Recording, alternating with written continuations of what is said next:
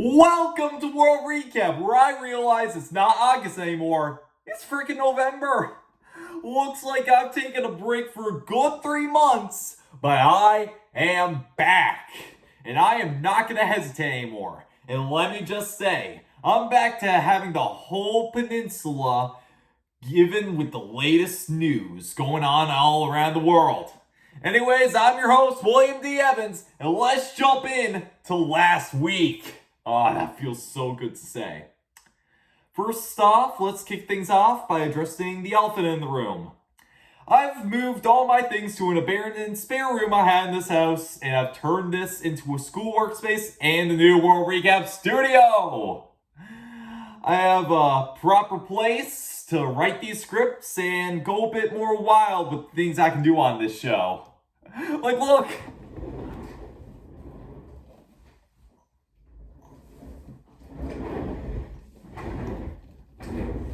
I can spin whenever I want. Alright, let's actually kick things off with the Beer and Cinema movie report. Well, it looks like tomorrow will be your last night to see the infamous Red One. This movie has been bombing all over the box office as of late. Though here up in the peninsula, it has a really stuffed theater. No one really knows how this ends up being the case. The movie itself, it's fine. Nothing that special if you ask me, but still like a fun time, like you're turning your brain off. And if you're looking for like an action movie set around Christmas, this thing is not all gonna disappoint. Come on down and see Red One, the only movie only Newfoundlanders can tolerate. Next movie starting Friday will be The Greatest Christmas Pageant Ever. That's the name of the movie, not what I'm calling it. I don't know, that one just looks like a high-budget Hallmark movie, if you ask me. And Hallmark movies are, I don't know, that good. Better look at The Apartments. Back in July, for some reason, I kept reporting on certain apartments that were being constructed just below Berry Hill. But after a 3-month hiatus, I've checked out on them again, and oh my god, they got roofing now. 2 floors, full roofing. Things are finally looking good for these new apartments. So I guess my work here is done unless they care to pull up walling next. Now let's get into the actual non-peninsula news. Starting up, Fortnite has dropped its third of 4 updates of Chapter 2 Remix.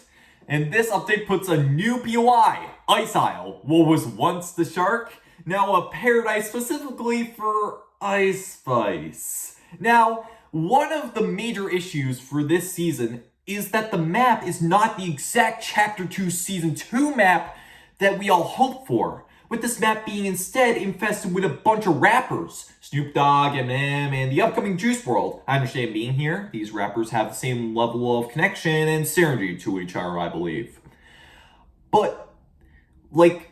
But then there's Ice Spice. She is just a one-verse wonder that blew up in 2022, and then the following year fell off the face of the planet. I think it would have been way better to put in someone with the same synergy, like, I don't know, Dr. Dre or 50 Cent.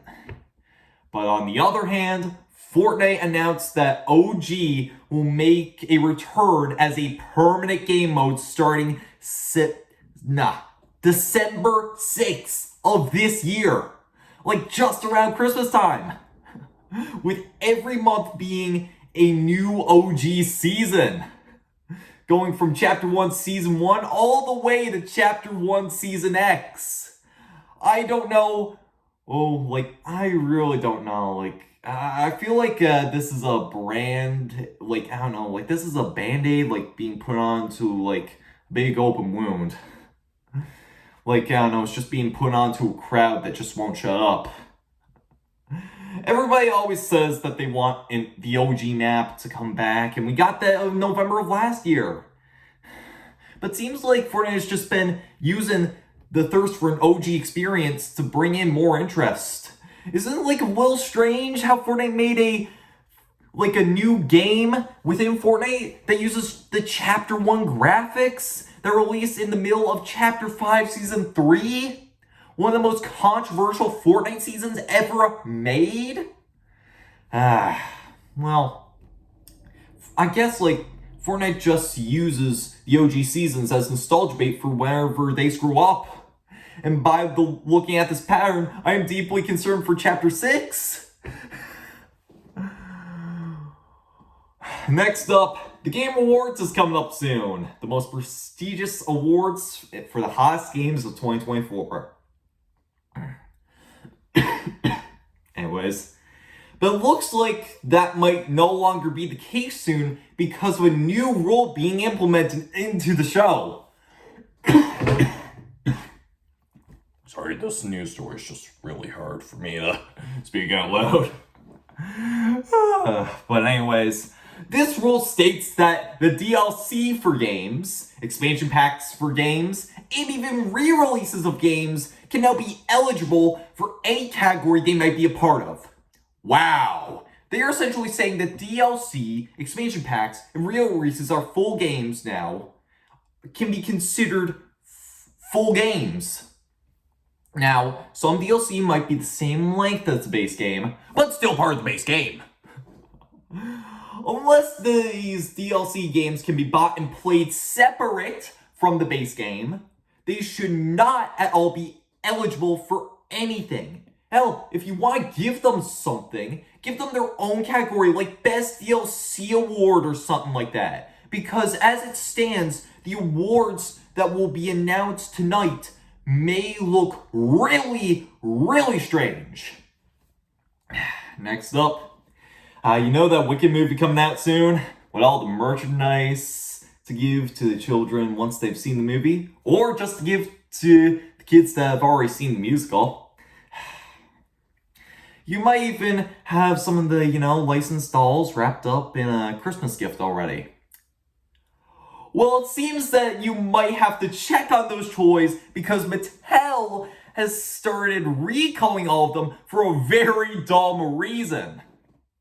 On the back of the Wicked dolls, you can find the link for www.wicked.com. That's not a site for the upcoming Wicked movie. That's actually www.wickedmovie.com.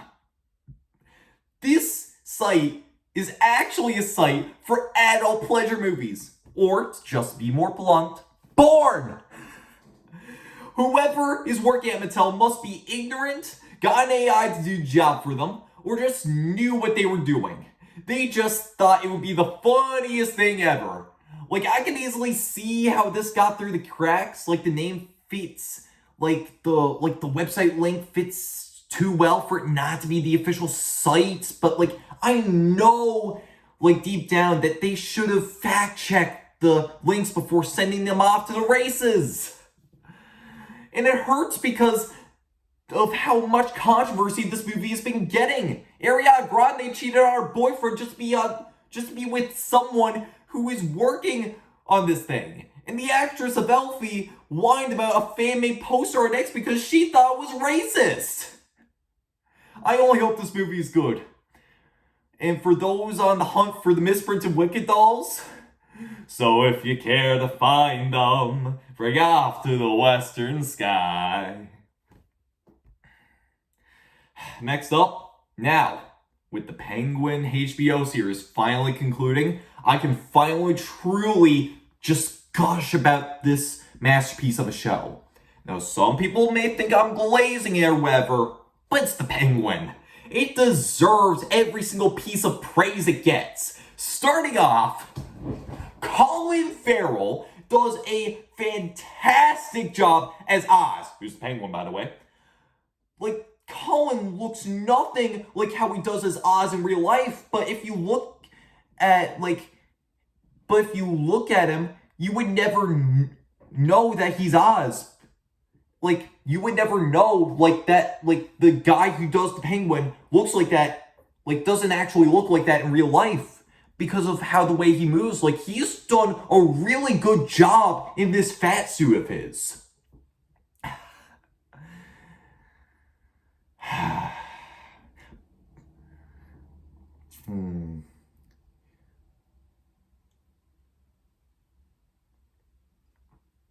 Alright, you got that a little sunk in for yourself? For how much I'm glazing this thing? Now, let's get back into it. And the character of the Penguin is just writing genius. You just know from the very start of the series that Oz is a bad person that does bad things. But it never really hits the fan until the very final episode. The way they have it so that you have the audience rooting for a man who openly does terrible things right on screen is just phenomenal. And all the side characters, they all do a phenomenal job with their performances. Victor is just a great and relatable one who's just a joy to watch on screen. Sophia is just an amazing antagonist as well. Just two great characters just to stick with you. The episodes are just perfectly paced with everything given the perfect time to happen. There are very few moments where you can rest, and when you think those moments are coming, they are most certainly not. And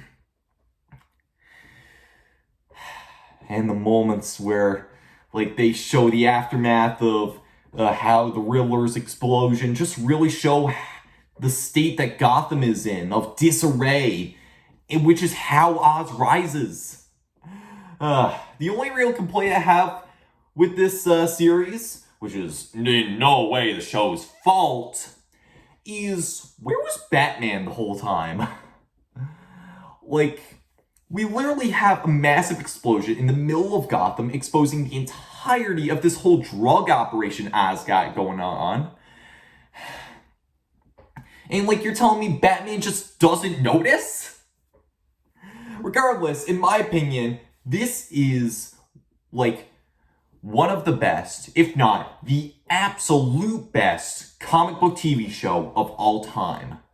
This should be the standard for all comic book shows. Now, not every comic book show needs to be Grammy-worthy, but this should be a monument. A show future filmmakers can watch and note down on what makes it so perfect. Because it is perfect. I went into this show with no expectations, and yet it has given me such a new appreciation of the character of the Penguin, and as well as giving me great excitement for the Batman Part 2. Too bad I have to wait 2 more years. Speed up the process, I want to see that thing now. Next up, it looks like a massive fight apparently happened on Netflix this weekend. Apparently, since everyone was having streaming issues. Regardless, the Jake Paul versus Mike Tyson fight aired. And I'm telling you, I definitely thought Mike Tyson was going to win. He's Mike Tyson. Even in his 50s, he could still give you a different kind of brain surgery if you looked at him funny.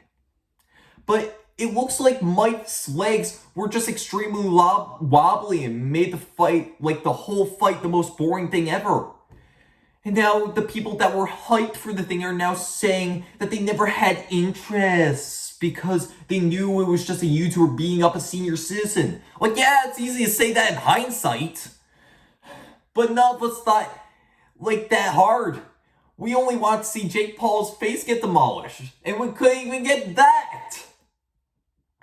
The highlight of the stream was when Mike Tyson's bare arse was shown off and uncensored for 5 seconds.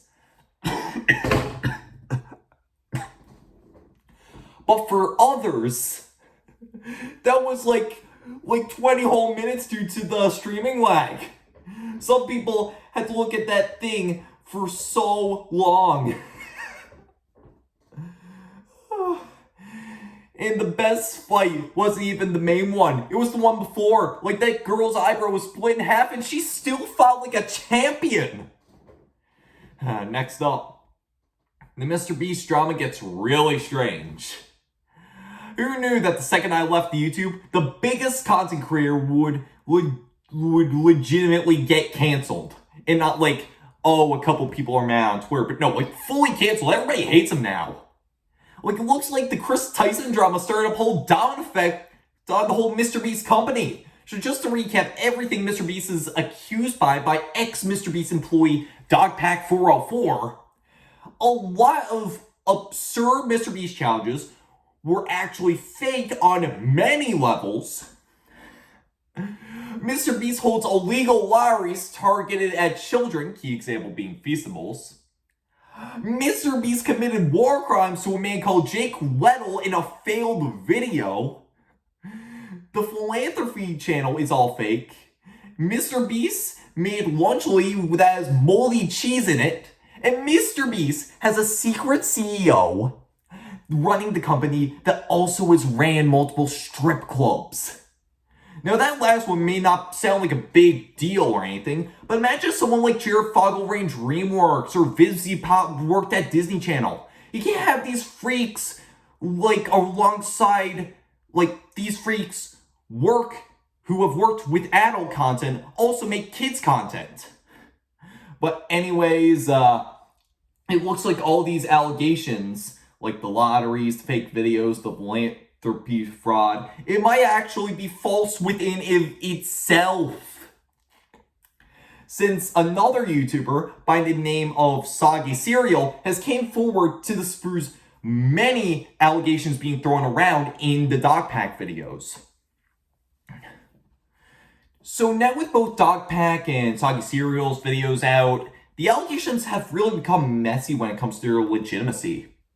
So at this point, I am just waiting on Jimmy himself to make a full statement on the matter that isn't like the Chris Tyson investigation, which is just a fraction of the drama. Like, Chris Tyson is apparently just the tip of the iceberg. And I really don't want to know what's at the bottom. Next up, Super Nintendo World has been open in Japan and Hollywood for a good time now, with an Orlando location coming May of next year. Overall doing good and getting praised by fans for its interactivity of the whole thing. I haven't been there myself, but I can probably say that what I've heard is probably true. And it seems like the Japan park will be expanding. A Super Nintendo World Direct was held just to show the new Donkey Kong expansion to the park. And when I saw everything, I was completely geeking out. I love the Donkey Kong franchise. I consider Donkey Kong Country Tropical Freeze to be one of the best games of all time. So I understood every single hidden detail that they have. The merch shop is like the one in the games. Funky's flying by. They have hidden Kong letters everywhere like in the games. Guests can summon Rambi, which is like the Donkey Kong equivalent to Yoshi. And the main ride is the minecart levels from the video games. You can actually jump between the rails and fly out of a barrel cannon. The people working on this land just really put a lot of effort into it, into this, little park, and it shows. I'm really proud of them for, all their hard work.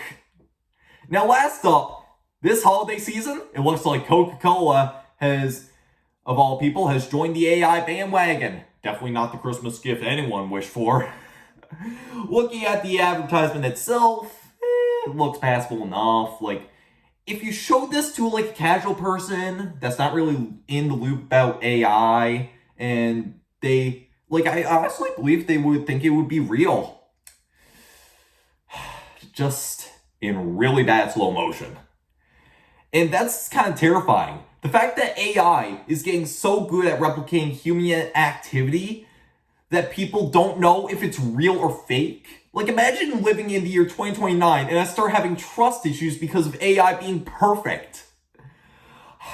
I just did realize something. Since you do not own anything the AI makes, since it's not your work, Pepsi has a big marketing chance to be unlike our competitors, we don't need to fake our greatness. I don't know, it's just a thought. Anyways, that's all I have for this week's World Recap. If you enjoyed this video, make sure you leave a like so more Newfoundlanders have the chance to see this show. Also, subscribe if you want to see more World Recap episodes the day that they release. Also, comment down below if there's anything happening this week that you would like me to cover on the next episode. And while you're at it, I'm gonna try to not disappear for like 5 more months. Probably impossible.